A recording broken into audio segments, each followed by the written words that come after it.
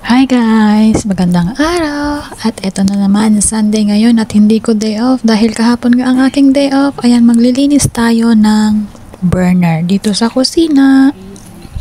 So, ayan, papalitan natin ang battery nito dahil hindi na gumagana yung isang burner niya. So, ayan, ito lang naman yung ginagamit ko para iangat itong burner at matanggal ko yung battery at mapalitan. So, ayan, inaangat ko gamit yung kutsilyo na medyo makapal-kapal siya ng konti, guys. Kasi kapag yung manipis ang gamitin natin, di naman natin yan maaangat ng ganyan. Kasi mabigat to, guys. Mabigat siya na ano. So, ayan, dinahandaan kong iangat and chinek yung battery. So, ayan. Pero at first, guys, kailangan lang muna nating alisin mga accessories bago natin iangat, ha? So, ito siya. Ito yung lagayan ng battery. Ito, naangat ko na yung stove. So, yan. Palitan natin ng battery kasi hindi na gumagana.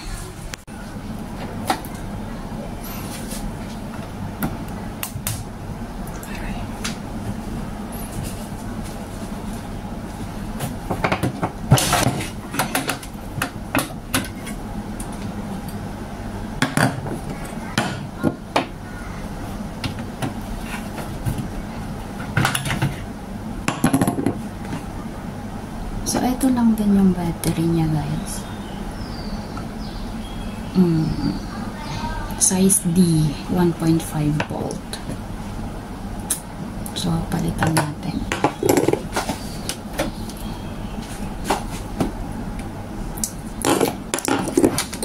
So, ito na yung dalawang ipapalit natin. Ayan.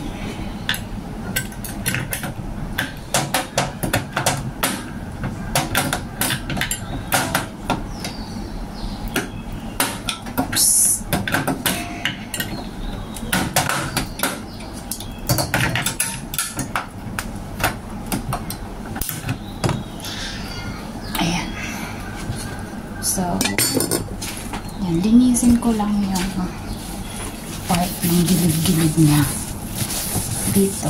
So, ayan.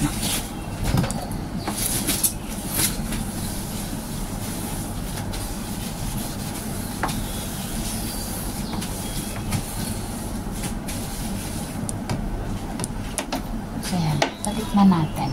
Pagod na natin.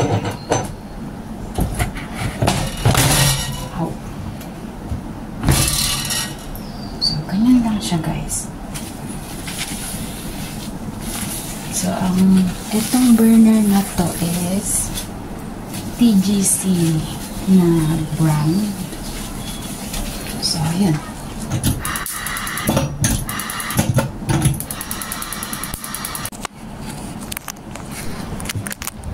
So, here, ibabalik naman na natin yung mga accessories niya before we try the burner if it's successfully na gumagana na.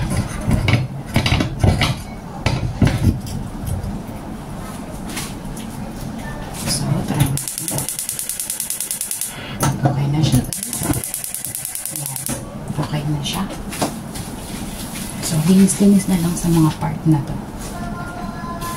Yan, napalitan na natin yung battery ng ating burner. So, eto na nga, guys. Successfully changed the battery at gumagana na ng completely ang ating mga burners. So, thank you for watching. Ganyan lang po. Bye!